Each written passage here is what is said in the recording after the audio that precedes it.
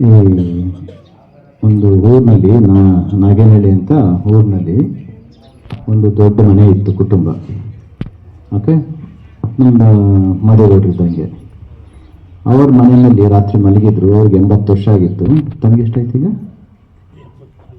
84 ಆಗೋಯ್ತು, ಗೊತ್ತೇ ಆಗಿಲ್ಲ. ಮಲಗಿದ್ರು ರಾತ್ರಿ. ನಡುರಾತ್ರಿ 12 ಗಂಟೆನಲ್ಲಿ ಗೆಜ್ಜೆ ಸಪ್ಪಳ ಕೇಳಿಸ್ತು. ರಾತ್ರಿ ಹೊತ್ತು ಗೆಜ್ಜೆ ಸಪ್ಪಳ ಕೇಳಿಸಿದ್ರೆ ಏನಂತ ಅರ್ಥ? ಅದು ಕೆಲವು ನೋಡ್ಬಿಟ್ಟಿದ್ದೀರಿ ಹೌದಲ್ಲ? ಗೆಜ್ಜೆ ಸಪ್ಪಳ ಬಂತು ಅಂದ್ರೆ ಯಾವುದೋ ಮೋಹಿನಿ ಬಂತು ಅಂತ. ಗೌಡ್ರು ಎದ್ದು ಕೂತ್ಕೊಂಡ್ರು. ನೋಡ್ತಾರೆ ಯಾರು ಬಂದಿದ್ದಾರೆ ಅಂತ. ಅವ್ರ ಮನೆ ಮೇಲೆ ಒಂದು ಸಣ್ಣ ದೇವಸ್ಥಾನ ಇರ್ತಲ್ಲ, ಮಾಡ್ಕೊಂಡಿರೋ ಸಣ್ಣ ಸಣ್ಣ ದೇವ್ರುಗಳು. ಏನು ಹೇಳ್ತಾ ಇರುತ್ತೆ? ದೇವ್ರ ಮನೆಗಳು. ದೇವ್ರ ಮನೆಯಲ್ಲಿ ಅವ್ರ ತಾತ ಮುತ್ತಾತನ ಕಾಲದಿಂದ ಲಕ್ಷ್ಮೀ ಪೂಜೆ ಮಾಡ್ತಿದ್ರು. ಅವರು ಲಕ್ಷ್ಮೀ ದೇವಿ ಇತ್ತು, ಲಕ್ಷ್ಮೀ ಪೂಜೆ ಮಾಡ್ತಿದ್ರು. ನೋಡ್ತಾರೆ ದೇವಸ್ಥಾನದಲ್ಲಿ ದೇವ್ರ ಮನೆಯಲ್ಲಿ ಹೊತ್ತಿಸಿದ್ರಲ್ಲ ನೀಲಾಂಜನ. ನೀಲಾಂಜನ ಅಂದ್ರೇನು? ಜ್ಯೋತಿ. ತುಪ್ಪ ಹಾಕಿ ಬತ್ತಿ ಇಟ್ಟು ಅದೆಲ್ಲ ಹಚ್ಚಿಸ್ತಕ್ಕಂಥದ್ದು ನೀಲಾಂಜನ. ಅದರ ಬೆಳಕಿನಲ್ಲಿ ನೋಡ್ತಾರೆ ಸುತ್ತೆಲ್ಲ ಕತ್ತಲೆ. ಆ ಬೆಳಕಿನಲ್ಲಿ ಅಷ್ಟು ವರ್ಷ ಎದ್ದು ಓಡಾಡದೇ ಇದ್ದಂಥ ಲಕ್ಷ್ಮಿ ಎದ್ದು ನಿಂತ್ಕೊಂಡು ಆಚೆಗೆ ಹೋಗಿ ರೆಡಿ ಆಗ್ಬಿಟ್ಟಿದ್ದಾಳೆ. ಮದುವೆಗೌಡರು ನೋಡಿದ್ರು. ಏನವ ಎಲ್ಲಿ ಹೊರಟೆ ಅಂತ ಕೇಳಿದ್ರು. ಗೆಜ್ಜೆ ಸಪ್ಪಳ ಮಾಡ್ತಾ ಇದ್ದಾಳೆ, ತಾಯಿ ಹೊರಟು ನಿಂತಿದ್ದಾಳೆ. ಎಲ್ಲಿ ಹೊರಟೆ ಅಂತ ಕೇಳಿದ್ರು. ಅದಕ್ಕೆ ಆ ಅಮ್ಮ ಹೇಳಿದ್ರು ಮದುವೆಗೌಡರಿಗೆ, ನೋಡಪ್ಪ, ನಿಮ್ಮ ತಾತ ನಿಮ್ಮ ಮುತ್ತಾತ ನಿಮ್ಮ ಕಾಲದಲ್ಲೂ ಕೂಡ ನಿನ್ಗಾಗಲೇ 84 ವರ್ಷ ಆಯಿತು. ಇಷ್ಟು ವರ್ಷ ನಿಮ್ಮ ಮನೆಯಲ್ಲೇ ಇದ್ದೇನೆ. ಒಂದೇ ಕಡೆ ಲಕ್ಷ್ಮಿ ಇರೋಕ್ಕಾಗೋದಿಲ್ಲ. ಸರಸ್ವತಿ ಇರ್ತಾಳೆ. ಸರಸ್ವತಿ ಒಂದು ಕಡೆ ಶ್ರದ್ಧೆ ಇತ್ತು ಅಂತಂದ್ರೆ ಎದ್ದು ಬಿಡ್ತಾಳೆ. ಲಕ್ಷ್ಮಿ ನಾನು ಹೇಳಿ ಕೇಳಿ ಎಡಗೈ ನೋಡಿದ್ದೀರಾ? ಯಾವಾಗಲಿಲ್ಲ, ಸುದುರ್ತಾ ಇರ್ತದೆ. ಒಂದು ಕಡೆ ಸಾಕ, ಒಂದು ಕಡೆ ನಿಲ್ಲೋದಿಲ್ಲ. ಯಾರು? ಲಕ್ಷ್ಮಿ. ಅದಕ್ಕೋಸ್ಕರ ನಾನು ಸ್ವಲ್ಪ ಹೊರಗಡೆ ಹೋಗಿ ಬರ್ತೀನಿ, ಬಿಟ್ಬಿಡು, ಒಂದು ಸ್ವಲ್ಪ ವರ್ಷ ಆದ್ಮೇಲೆ ನೋಡೋಣ ಅಂತ ಹೇಳಿದ್ರು. ಗೌಡ್ರು ಏನು ಹೇಳಿದ್ರು?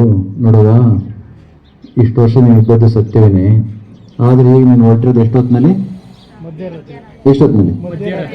ಹೇಳಿಕೆ ಮಧ್ಯರಾತ್ರಿ ಹೊರಟಿದ್ವಿ. ಬೆಳಿಗ್ಗೆ 4 ಜನ ಮಕ್ಕಳಿದ್ದಾರೆ. ಎಷ್ಟು? 4 ಜನ ಮಕ್ಕಳು, ಗಂಡು ಮಕ್ಕಳು. ಆ ಗಂಡು ಮಕ್ಕಳು ಬರೋ ಹಂಗೆ ಇದ್ದಾರ. 4 ಜನ ಸೊಸೈಟಿದ್ದಾರೆ, ಬಂದಿದ್ದಾರೆ. ಅವ್ರು ಬೆಳಿಗ್ಗೆ ಎದ್ದು ಕೇಳಿದ್ರೆ ಎಲ್ಲಿ ಮಕ್ಕಳಿಗೆಲ್ಲ ಅಧಿಕಾರ ಕೊಟ್ಟುಬಿಟ್ಟಿದ್ದಾರೆ. ಆವಾಗ ಸೊಸೈಟಿರೇನಾದ್ರೂ ಲಕ್ಷ್ಮಿ ಕಳಿಸ್ಬಿಡೋದು, ನಿಮ್ಗೆ ಯಾರು ಅಧಿಕಾರ ಕೊಟ್ಟರು ಅಂತ ಕೇಳಿದರೆ ನನ್ನ ಮರ್ಯಾದೆ ಹೋಗುತ್ತಮ್ಮ, ನನ್ನ ಅಧಿಕಾರ ನಾನೇನು ಇಟ್ಕೊಂಡಿಲ್ಲ, ಆದರೂ ನೀನು ನಾನು ಕೇಳಿದೆ ಅನ್ನೋ ಕಾರಣಕ್ಕೋಸ್ಕರ ನೀನು ಒಂದು ಭರವಸೆ ಕೊಡ್ತೇನೆ. ಏನು? ನಾಳೆ ಒಂದು ಮೀಟಿಂಗ್ ಕರಿತೀನಿ. ಬೆಳಿಗ್ಗೆ ಎಲ್ಲರೂ ಒಂದು ಮೀಟಿಂಗ್ ಕರಿತೇನೆ.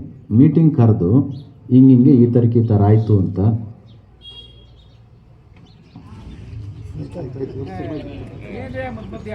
ಹಿಂಗೆ ಈ ಥರ ಆಯಿತು ಅಂತ ಬೆಳಿಗ್ಗೆ ಮೀಟಿಂಗ್ನಲ್ಲಿ ಸಬ್ಮಿಟ್ ಮಾಡ್ತೇನೆ. ಮೀಟಿಂಗ ಗೌಡ್ರ ಮನೆ ಮೀಟಿಂಗು. ಈಗ ನೀವು ಹೊರಟುಬಿಟ್ರೆ ಬೆಳಗ್ಗೆ ನೀವು ಸೊಸೈಟಿರು ಕೇಳಿದರೆ ನಾನು ಒಂದು ಉತ್ತರ ಕೊಡಬೇಕಾಗತ್ತೆ. ಅದಕ್ಕೆ ಬೆಳಗ್ಗೆ ಒಂದು ಮೀಟಿಂಗ್ ಕರೆದು ಈ ಥರ ಮಧ್ಯರಾತ್ರಿ ಹಿಂಗೆ ಆಯಿತು ಅಂತ ಹೇಳ್ತೇನೆ. ಅವ್ರು ಏನು ಹೇಳ್ತಾರೋ ಅದು ನಿನಗೆ ಹೇಳ್ತೀನಿ ಅಷ್ಟೇ. ಅವಾಗಲೂ ಕೂಡ ನಾನೇನು ಹೇಳೋಕ್ಕಾಗೋದಿಲ್ಲ. ಅವ್ರೇನು ಹೇಳ್ತಾರೋ ಅವ್ರು ಹೋಗು ಅಂದರೆ ಹೋಗು, ಇಲ್ಲ ಅಂದರೆ ಆಮೇಲೆ ನೋಡೋಣ ಅಂತ ಹೇಳಿದರು. ಸರಿ, ಬೆಳಗ್ಗೆ ಎಲ್ಲ ಕಣ್ಣು ನಿದ್ರೆ ಮಾಡಲಿಲ್ಲ ಗೌಡ್ರು.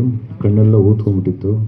ಬೆಳಗ್ಗೆ ಚಿಕ್ಕ ಸೊಸೆ, ದೊಡ್ಡ ಸೊಸೆ, ಮಧ್ಯದವರು ಎಲ್ಲರೂ ಏನು ಮವ ಹಿಂಗಾಯಿತು, ಕಣ್ಣೆಲ್ಲ ನಿದ್ರೆ ಮಾಡಲಿಲ್ಲ ಅಂತ ಕೇಳಿದರು. ಹಿಂಗೆ ಗಂಡಿನೆಲ್ಲ ಕರೆಯವ ಅಂತಂದ್ಬಿಟ್ಟು ಕರೆಸಿರು. ಅವೆಲ್ಲೆಲ್ಲೋ ಮಲಗಿದ್ದು ಇನ್ನೂ ನಾವು 4 ಜನನು ಬಂದರು. ಈ 4 ಜನ ಹೆಣ್ಮಕ್ಳು ಕೂತ್ಕೊಂಡ್ರು. ಸೊಸೆದಿರು ಏನಾಯಿತು ಅಂತ ಕೇಳಿದರು. ಅವ್ರು ಹೇಳಿದರು, ಹೀಗೆ ರಾತ್ರಿ ಈ ಥರ ಆಯಿತು. ಅವಳು ಹೊರಟು ನಿಂತಿದ್ಲು ಲಕ್ಷ್ಮೀದೇವಿ. ಹಿಂಗೆ ಕೇಳಿದಳು, ಏನು ಮಾಡೋದು, ಹೊರಡಲೇಬೇಕಂತೆ. 3 ಜನ್ರೇಷನ್ನು, ಮುತ್ತಾತ, ತಾತ, ಈ 3 ಕಾಲದಲ್ಲಿ ಇಲ್ಲೇ ಇದ್ದಾಳೆ. ಇನ್ನು 3 ಕಾಲ ಮೀರಿದ ಇರೋಕ್ಕಾಗೋದು ಅಂತ ಹೊರಟಿದ್ದಾಳೆ. ಈಗ ಆಕೆಗೆ ಆ ಉತ್ತರ ಹೇಳಲೇಬೇಕು. ನಾನು ಏನು ಹೇಳಪ್ಪ ಅಂತ ಕೇಳಿದೆ. ಆ ತಾಯಿ ಏನು ಹೇಳಿದ್ದು, ಆಯಿತು ನಿನ್ನ ಮೀಟಿಂಗ್ ಮಾಡೋದು ಮಾಡು. ಲಕ್ಷ್ಮಿ ಹೇಳಿದ್ದು, ಮೀಟಿಂಗ್ ಮಾಡೋದು ಮಾಡು. ಅವ್ರಿಗೊಂದು ಮಾತು ಹೇಳು, ನಾನು ಹೋಗ್ತೇನೆ, ತುಂಬ ಚೆನ್ನಾಗಿ ನಡ್ಕೊಂಡಿದ್ದೀರಿ, ನಿಮ್ಗೆ ಏನು ಬೇಕು ಎಲ್ಲ ಕೊಟ್ಟು ಹೋಗ್ತೇನೆ, ಅದು ಏನು ಬೇಕು ಅಂತ ಕೇಳ್ಕೊಂಡು ಬಂದು ಹೇಳು, ಪರವಾಗಿಲ್ಲ. ಅದನ್ನೇ ಗೌಡ್ರು ಹೇಳಿದರು. ಅದಕ್ಕೆ ಮೊದಲನೇ ಮಗ ಕೇಳಿದ, ಹೌದಾ ಏನೋ ಕೊಟ್ಟು ಹೋಗ್ತಾಳಂತ, ಕೊಡೋದಾದ್ರೆ ಒಂದು ಕೆಲಸ ಮಾಡಿ ಕೇಳು, ನಮಗೆ 1,000 ಎಕರೆ ಜಮೀನನ್ನು ಕೊಟ್ಬಿಟ್ಟು ಹೋಗಿ ಕೇಳು ಅಂತ. ಸರಿ, ಎರಡನೇವನು ಬಾಯ ಆಗ್ತ. ಏನಂದರೆ ಎರಡನೇವನು ಹೇಳ್ದ, ಎಲ್ಲಾದರೂ ಉಂಟು ಇತ್ತೀಚೆಗೆ ಸ್ಪೆಷಲ್ ಎಕನಾಮಿಕ್ ಝೋನ್ಸು, ಇಂಡಸ್ಟ್ರಿಯಲೈಜೇಷನು, ಕೈಗಾರಿಕೆಗಳು ಜಾಸ್ತಿ ಆಗೋಗ್ಬಿಟ್ಟು ನಮ್ಮ ಜಮೀನು ಯಾವಾಗ ಕಿತ್ಕೋತಾರೋ ಗೊತ್ತಿಲ್ಲ, ನಮ್ಮ ಜಮೀನುಗಳನ್ನ ಯಾವತ್ತು ಕಿತ್ಕೋತಾರೋ ಗೊತ್ತಿಲ್ಲ, ಅದಕ್ಕೋಸ್ಕರ 1,000 ಎಕರೆ ಇಟ್ಕೊಂಡು ಏನು ಮಾಡ್ತೀಯಾ, ಆ ದುಡ್ಡೇನದು, ಅದು ಲ್ಯಾಂಡ್ ಏನು ಬೇಡ. ಎರಡನೇವನು ಹೇಳಿತ್ತು, ನಮಗೆ 1 ಬಿಲಿಯನ್ ದುಡ್ಡು ಕೊಟ್ಟು ಹೋಗಿ ಕೇಳು ಅಂತ. 1 ಬಿಲಿಯನ್ ಅಂದರೆ ಎಷ್ಟು ಗೊತ್ತಾ? ಎಷ್ಟು ಗೊತ್ತಾ? 8,800 ಕೋಟಿ. 1 ಬಿಲಿಯನ್ ಅಂದರೆ ಎಷ್ಟು? ನಮ್ಮ ಪ್ರತಾಪ್ ಸಿಂಹ ಅವ್ರು ಹೇಳೋ ಪ್ರಕಾರ 88 ರೂಪಾಯಿ ಆದರೆ 1 ಬಿಲಿಯನ್ಗೆ 8,000 ಹತ್ತತ್ರ 9,000 ಕೋಟಿ ಅಂದ್ಕೊಂಬಿಡಿ. 9,000 ಕೋಟಿ ಕೊಟ್ಬಿಟ್ಟು ಹೋಗಿ ಕೇಳಿ ಅಂದರು. ಎರಡನೇವನು ಹೇಳ್ತಾ ಇದ್ದಂಗೆ ಮೂರನೇವನು ಬಾಯಿ ಹಾಕಿದ. ಏನು ಗೊತ್ತಾ, ಎಲ್ಲಾದರೂ ಉಂಟಾ ಲ್ಯಾಂಡ್ ಏನೋ ನಮ್ಮ ಅಣ್ಣ ಹೇಳ್ದಂಗೆ ಎರಡನೇವನು ಸರಿ ಹೇಳಿತ್ತು, ಏನಂತ ಕಿತ್ಕೊಂಡು ಬಿಡ್ತಾರೆ. ಈ ಹಣ ಬಂದು ಏನು ಮಾಡ್ತೀರಿ, ನಾಳೆ ದಿವಸ ಇನ್ಕಮ್ ಟ್ಯಾಕ್ಸ್ನವ್ರು ಬರ್ತಾರೆ, ಎನ್ಫೋರ್ಸ್ಮೆಂಟ್ ಡಿಪಾರ್ಟ್ಮೆಂಟವ್ರು ಬರ್ತಾರೆ, ಈ ದುಡ್ಡಿಗೆ ಸೋರ್ಸ್ ಎಲ್ಲಿ ತೋರಿಸು ಅಂತ. ದುಡ್ಡು ಇಟ್ಕೊಳ್ಳೋದು ದೊಡ್ಡದಲ್ಲ, ದುಡ್ಡು ಎಲ್ಲಿಂದ ಬಂತು ಅಂತ ತೋರಿಸ್ಬೇಕು. ಹೌದು ಪ್ರತಾಪ್, ಸೋರ್ಸನ್ನು ತೋರಿಸ್ಬೇಕು. ಅದಕ್ಕೋಸ್ಕರ ಸೋರ್ಸು ತೋರ್ಸೋಕ್ಕಾಗ್ದಲೇ ಅನಾಮತ್ತಾಗೆ ಎಲ್ಲ ಎತ್ಕೊಂಡು ಹೋಗ್ತಾರೆ. ಬರೀ ಎತ್ಕೊಂಡು ಹೋಗೋದಿಲ್ಲ, ದುಡ್ಡನ್ನು ಇವ್ರನ್ನೂ ಎತ್ಕೊಂಡು ಹೋಗ್ತಾರೆ. ಅದಕ್ಕೋಸ್ಕರ ಅದು ಬೇಡ. ಮತ್ತು ಇನ್ನೇನೋ ಮಾಡೋದು ಅಂತ ಹೇಳಿದರೆ, ನಮಗೆ ಹಣ, ಅದು ಆಸ್ತಿನೂ ಬೇಡ, ಹಣನೂ ಬೇಡ, ಈ ರಾಜ್ಯದ ಮುಖ್ಯಮಂತ್ರಿ ಆಗುವಂಥ ಒಂದು ಪದವಿ ಕೊಟ್ಬಿಡ ಕೇಳೋ, ಅವಾಗೆಲ್ಲ ಮೇಂಟೈನ್ ಮಾಡ್ಕೊಬೋದು ಅಂತ ಹೇಳಿದ್ರು ಅಂತ. ಅರ್ಥ ಆಯಿತು? ಮೂರನೇವನು ಹೇಳ್ದ. 4ನೇ ಸುಮ್ಮನೆ ಕೊಡ್ತಿದ್ದ, ನೀನು ಹೇಳಪ್ಪ ನಿಂದೇನು ಅಭಿಪ್ರಾಯ ಅಂತ ಹೇಳಿದರು. ಯಾಕೆಂದರೆ ಒಬ್ಬನ ಆಗ್ತಿದ್ದೆ, ಇನ್ನೊಬ್ಬನ ಬಾಯಿ ಆಗ್ತಿದ್ದಲ್ಲ. 4ನೇವನು ಮಾತೇ ಆಡಲಿಲ್ಲ. ಅವ ಇದ್ದುಬಿಟ್ಟು ನಮ್ಮ ಮನೆಯವ್ಳನ್ನ ಸ್ವಲ್ಪ ಕೇಳ್ತೀನಿ ತಡ್ರಿ. ಹೌದು, ಅದಕ್ಕೆ ನಗ್ತೀರಿ, ಕೇಳಂಗೆ ಇಟ್ಕೊಬೇಕು ನೀವು. ಯಾಕೆಂದರೆ ಅವರು ಸುಮ್ಮನೆ ಏನಲ್ಲ, ನಿಮ್ಮನ್ನು ಮದುವೆ ಆಗೋ ಟೈಮ್ನಲ್ಲಿ ನಿಮ್ಮ ಅಪ್ಪನ ಮನೆಯಿಂದ ಗಂಡನ ಮನೆಗೆ ಕರ್ಕೊಂಡು ಬರಬೇಕಾದ್ರೆ ಅಗ್ನಿ ಸಾಕ್ಷಿಯಾಗಿ ತಾಳಿ ಕಟ್ಟಿ ಸಪ್ತಪದಿಯನ್ನು ತುಳಿಬೇಕಾದ್ರೆ ಮಾತು ಕೊಟ್ಟಿದ್ದಾರಲ್ವಾ, ಏನಂತ? ಧರ್ಮೇಚ ಅರ್ಥೇಚ ಕಾಮೇಚ ನ ಅತಿಚರಾಮಿ. ಈ 3 ಕಾರ್ಯಗಳನ್ನು ಮಾಡೋ ಟೈಮ್ನಲ್ಲಿ, ಧರ್ಮ ಕಾರ್ಯ ಮಾಡೋ ಟೈಮ್ನಲ್ಲಿ ಹೆಂಡತಿ ಪಕ್ಕ ಇರಲೇಬೇಕು, ಹೋಮ ಮಾಡೋ ಟೈಮ್ನಲ್ಲಿ ಇರಲೇಬೇಕು. ನೋಡಿ, ಶ್ರೀರಾಮ ಸೀತಾದೇವಿಯನ್ನು ಕಾಡಿಗೆ ಕಳಿಸಿದಾಗ, ಆ ಯಾಗ ಮಾಡೋಕ್ಕೆ ಹೊರಟಾಗ ಕೊನೆಗೆ ಎಲ್ಲರೂ ಹೇಳಿರು, ಹೆಂಡತಿ ಇಲ್ಲದೇ ಯಾಗ ಮಾಡಲಿಕ್ಕೆ ಸಾಧ್ಯ ಇಲ್ಲ, ಅದಕ್ಕೋಸ್ಕರ ಸೀತೆ ಅಂತೂ ಬರೋ ಸ್ಥಿತಿಲಿಲ್ಲ, ಇನ್ನೊಂದು ಮದುವೆ ಆಗ್ಬಿಡು ಅಂತ. ಇನ್ಯಾರು ಆಗಿದೆ, ಅದೇನೇನು ಮಾಡ್ತಿದ್ರೋ ಗೊತ್ತಿಲ್ಲ. ಯಾಕೆ ರಾಮ ಮರ್ಯಾದಾ ಪುರುಷೋತ್ತಮ ಅಂದರೆ ಇಲ್ಲ, ಆ ಸೀತಾದೇವಿಯನ್ನು ಬಿಟ್ಟು ಮದುವೆ ಆಗೋದೋಯ್ತು, ಇನ್ನೊಬ್ಬರ ಮನಸ್ಸಿನಲ್ಲೂ ಕೂಡ ನಾನು ಧರಿಸ್ಲಿಕ್ಕೆ ಸಾಧ್ಯ ಇಲ್ಲ ಅಂತೇಳಿ ಸೀತಾದೇವಿಯ ಚಿನ್ನದ ಒಂದು ಪ್ರತಿಮೆಯನ್ನು ಮಾಡಿ ಪಕ್ಕ ಇಟ್ಕೊಂಡು ಯಾಗವನ್ನು ಕಂಪ್ಲೀಟ್ ಮಾಡಿದ, ಅಶ್ವಮೇಧ ಯಾಗವನ್ನು. ಅಂತಹ ಒಂದು ಇದ್ದಿದ್ದಂತಹವನು ಧರ್ಮ ಕಾರ್ಯ ಮಾಡೋ ಟೈಮ್. ಮತ್ತು ಹಣಕಾಸಿನ ವ್ಯವಹಾರ ಮಾಡೋ ಟೈಮ್ನಲ್ಲಿ ಎಷ್ಟೋ ಕಡೆ ನೋಡಿ, ಹೆಂಗಸರಿಗೆ ಹೇಳೇ ಇರೋದಿಲ್ಲ, ಹೋಗಿ ಸಿಗಾಕೊಂಡ್ಬಿಟ್ಟಿರ್ತವೆ ಎಲ್ಲೆಲ್ಲೋ, ಸುಮ್ಮನೆ ಜೋಲ್ಮುರಿ ಹಾಕಿ ಕೂತ್ಕೋತಾರೆ. ಪಾಪ ಆ ಹೆಣ್ಮಗಳು ಎಲ್ಲೋ ಕೂಡಿಟ್ಟದನ್ನು ತಂದು ಕೊಟ್ಟು ಗಂಡನ ಬಿಡಿಸ್ಬೇಕು ಅಂಥ ಸ್ಥಿತಿ.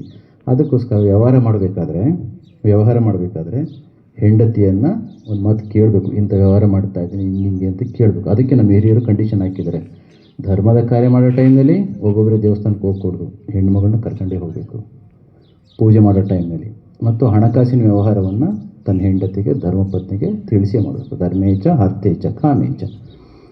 ಮನಸ್ಸಿನ ಆಸೆಗಳನ್ನು ಗೃಹ ಪ್ರವೇಶ ಮಾಡಿದಾಗ ಎಷ್ಟು ಸುಂದರ ವಿಶಾಲವಾಗಿರ್ತದೆ.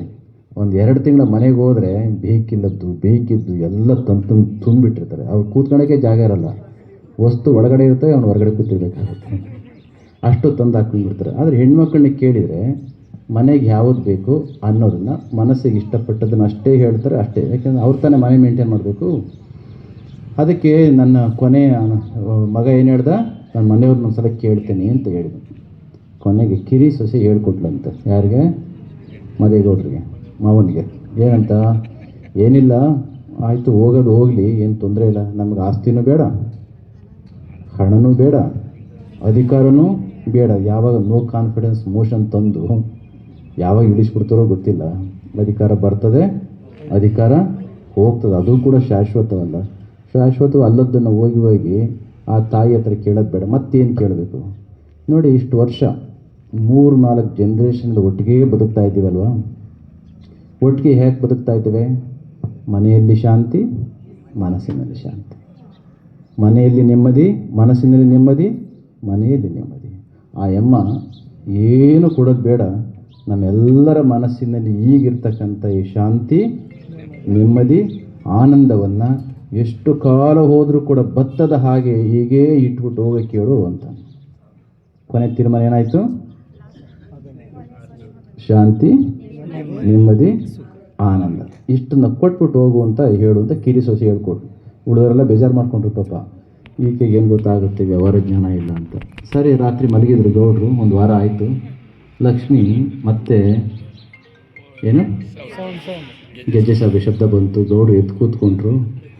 ಆಗ ಏನಪ್ಪ ನಾನು ಹೊರಡಬೇಕು, ಏನು ತೀರ್ಮಾನ ಆಯಿತು, ರೆಸೊಲ್ಯೂಷನ್ ಏನು ಪಾಸ್ ಮಾಡಿದ್ವಿ ಅಂತ.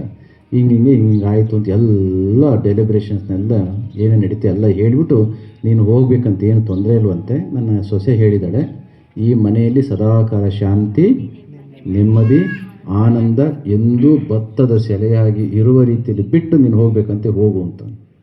ಆ ಎಮ್ಮ ಹೋಗಿ ಒಳಗಡೆ ಕೂತ್ಕೊಂಡ್ಲಂತೆ. ತಿರ್ಗಾ ಯಾಕೆ ಹೋಗು ಅಂತ ಕೇಳಿದರೆ, ಅಲೋ ಮರ್ಯ, ಈ ಶಾಂತಿ, ನೆಮ್ಮದಿ, ಆನಂದ ನಾನು ಇಲ್ಲಿ ಬಿಟ್ಟು ಹೋದರೆ ನನ್ನ ಹತ್ರ ಏನು ಉಳಿತದೆ? ಈ 3 ಇಲ್ಲದ ಮೇಲೆ ನಾನು ಬರಡು, ನಿನ್ನ ಮಾತಿ ನನ್ನ ಕಟ್ಟು ಬಿದ್ದು ಇಲ್ಲೇ ಇರ್ತೀನಿ ಬಿಡು ಅಂತೇಳಿ ಅಮ್ಮ ಅಲ್ಲೇ ಕೂತ್ಕೊತಾನೆ.